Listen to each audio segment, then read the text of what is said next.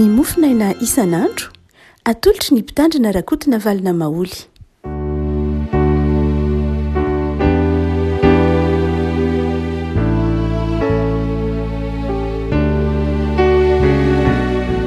Fanarahabantsika rehefa malalatra ity alakamisy 7 ny volana Jiona ity. Ny mofinaina voalahatra ho antsika dia ny filazan-tsaramasina araka ny lioka.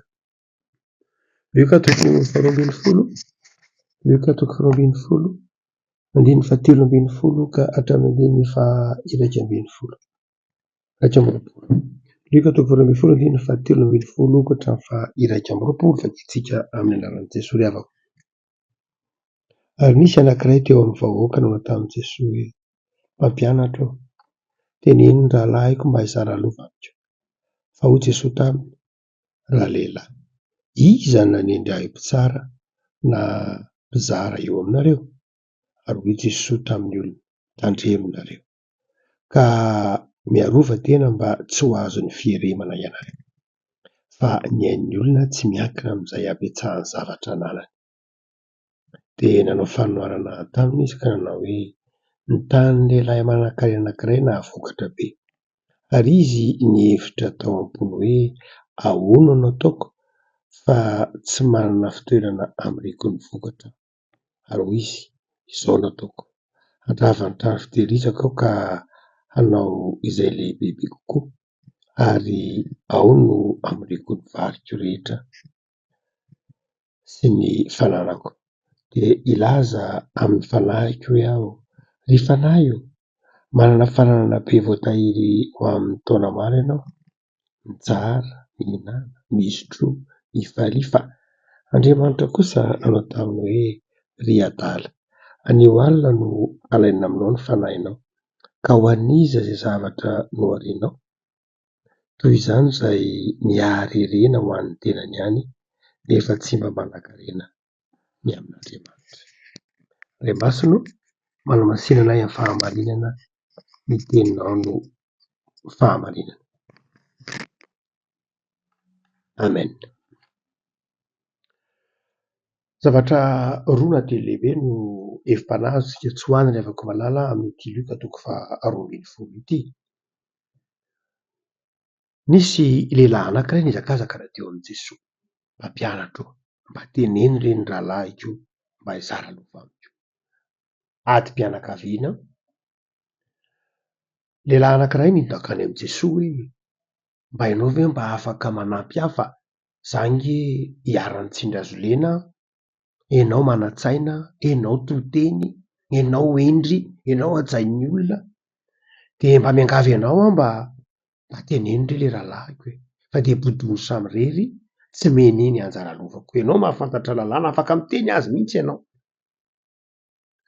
Dia hoy Jesosy: iza no nanendry ahy ho mpitsara na mpizara eo aminareo?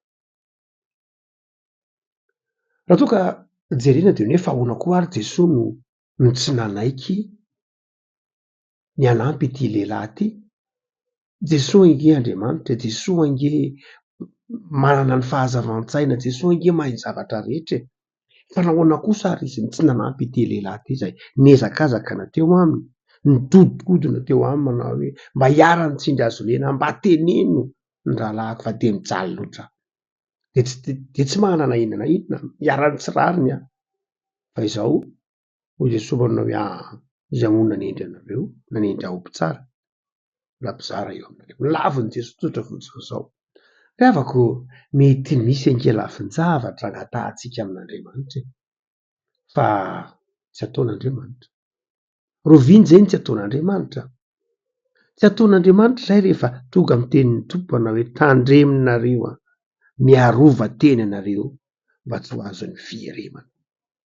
Raha miezakazaka mankany amin'Andriamanitra ianao, hitondra inona ny amin'Andriamanitra? Mangataka inona ny amin'Andriamanitra? Fa ely dia hoy Jesosy manao hoe: za angamba ho mpizara lova, za anga nitendren'Andriamanitra ho mpizara lova, ny antso-diako ety ambonin'ny tany nga hizara lova, ny antso-diako ety ambonin'ny tany nga moa hamany olam-pifandraisana eo aminareo saminareo.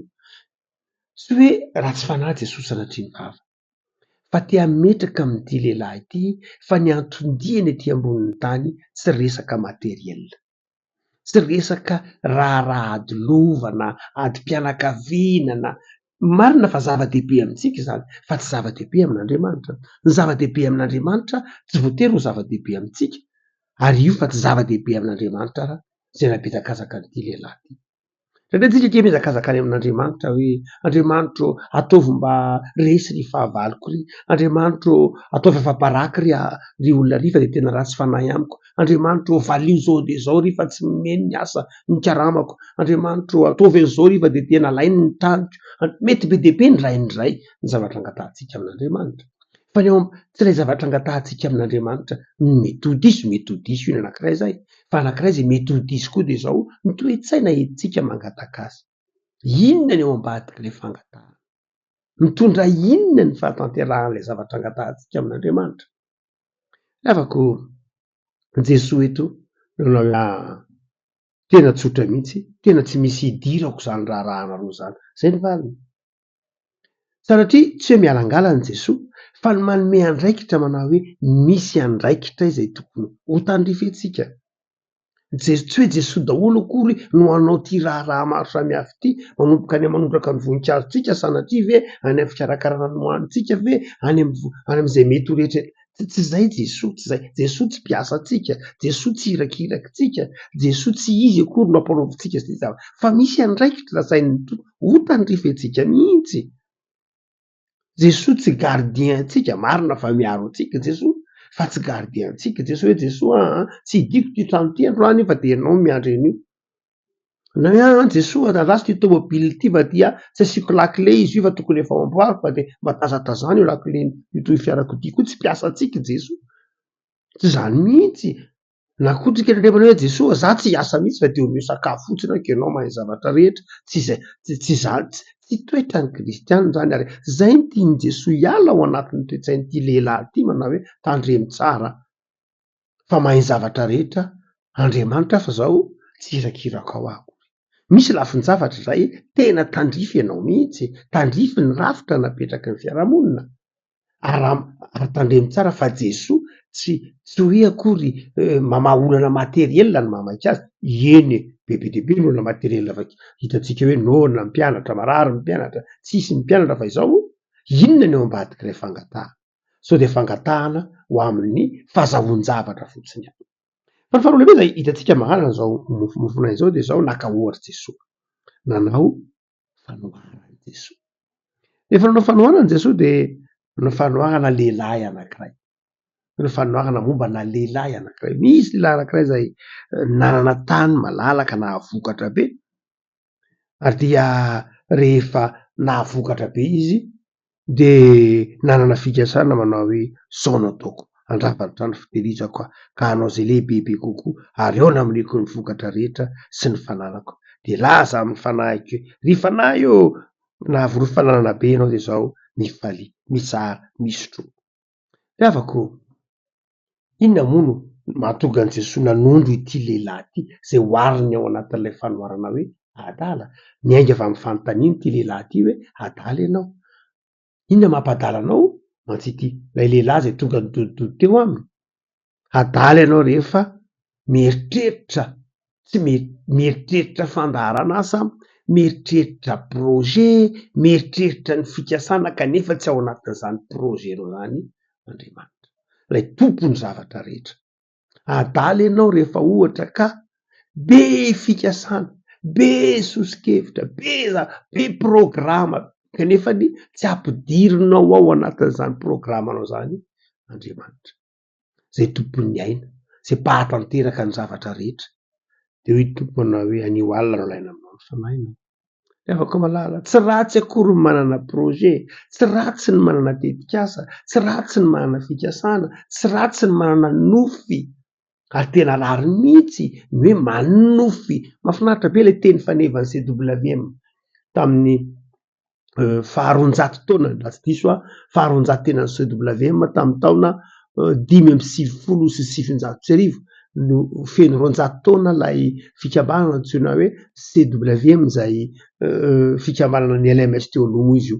teraka tamin'izany fotoana zany any amin'ny taona 5,7 izy niteraka fikambanana zay nitoro ny filazany tsara tamin'ny firenena maro teto ambonin'ny tany dia niainga tam'ilay faminany Joela sy Isaia izy lay hoe naiantotrareo anofo ny tanoranareo koa anofo dia niainga avy am'izay lay teny fanevany tamin'ny faharoanjato taona mahafinaritra be mihitsy ary tsy lozan'ny toetrandro lay hoe ianao a mpino sahianao manofy tam'izay fotoana zay moa teny anglisy zay izy atrisy WM teny hoe dare to dream sahianao manofy ary toizana manao hoe toizantsika mihitsy a manofisy ianao ngeza dare to dream and dream big zany hoe rehefa manofy ianao de zao manofisa zavatra lehibe aza de manofy zavatra kely anofy any ve ianao de anofy zavatra anofy any ve ianao de anofy zavatra kely fa manofisa de manofisa zavatra lehibe saingy zao tandremo manao nofy nadala fa nofy nadala de zao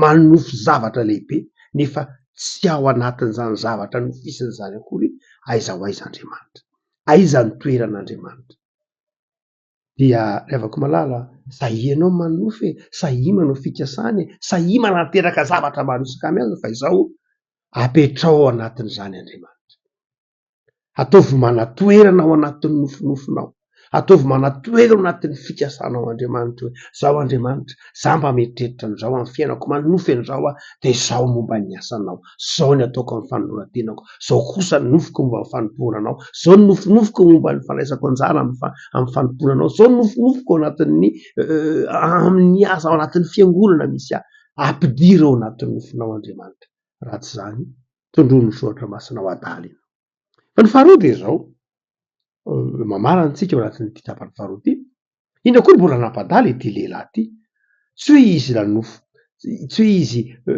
tsy tao ihany koa Andriamanitra fa izao raha mamaky ny andininy fahafito ambin'ny folo ianareo de hoy izy ary izy ny hevitra tao am-pony ahoana no ataoko fitoerana amoriko ny vokatro izao no ataoko fitehirizako variko fananako amoriko zany hoe fanahiko zany hoe milaza izy tenany rery zahako variko fanahiko trano fitehirizako ataoko amoriko ny vokatro isaky zay ihany lay lehilahy eto adaly izy satria zao izy no ivony zavatra rehetra izy tenany no ivony fahatanterahany fikasany sady tsy ao Andriamanitra nitsony hafa izy tenany ihany lasa tsy vitany hoe egoista fa tena egocentriste hoy nareo amin'ny teny frantsay izy tenany fitiavatena tsy mieritreritra fa tsy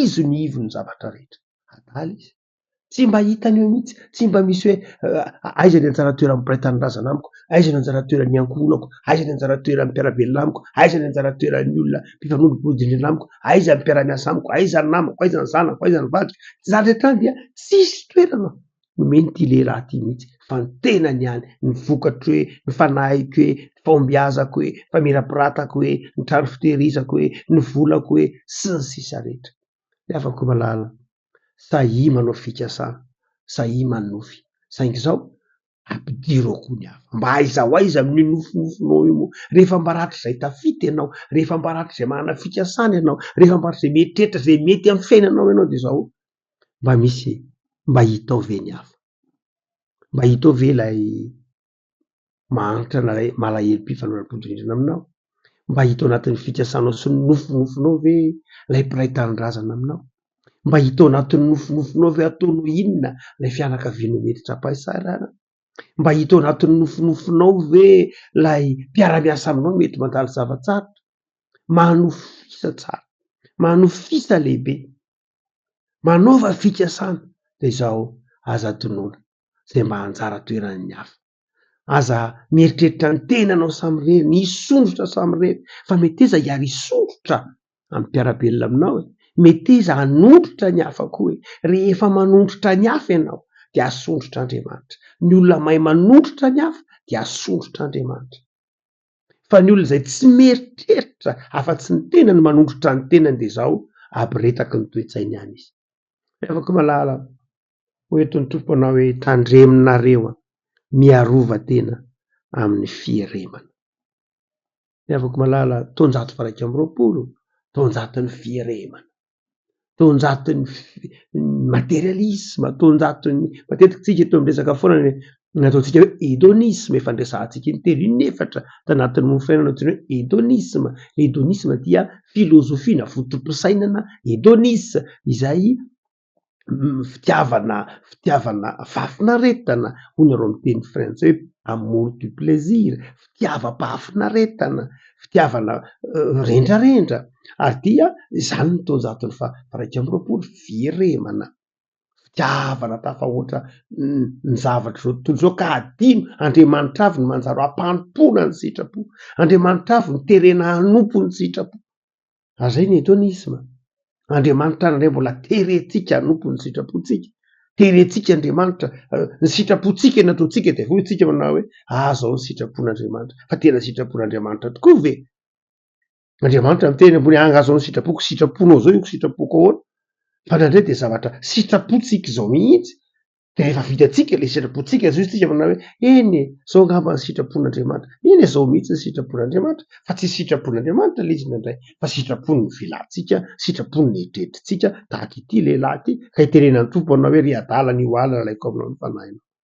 Afaka malala enganeo endrenao rehefa mahay mametraka an' Jesoa ho mpamonjy, endrenao rehefa takatra ao fa ny mahamaika an' Jesoa dia ny fitiavana amana, fitiavana an'Andriamanitra. Endrenao rehefa mahatakatra fa ty fiainany ity fandalovana, ka ny zava-dehibe dia izao ny fanananao an' Jesoa ao am-ponao. Endrenao rehefa mieritreritra fa tsy hirakiraka sy tsy mpanomponao Andriamanitra, fa ianao no mpanompon'Andriamanitra. Endrenao rehefa resy lahatra fa mpanompon'Andriamanitra ianao, fa tsy mpampanonpon'Andriamanitra. Endrenao rehefa mieritreritra fa izao mbola anadina anao Andriamanitra, mbola anao ampamoaka anao Andriamanitra, ka metra-panontaniana hoe inona nitondranao ny fiainanao, inona no nomen'Andriamanitra anao ka notantaninao.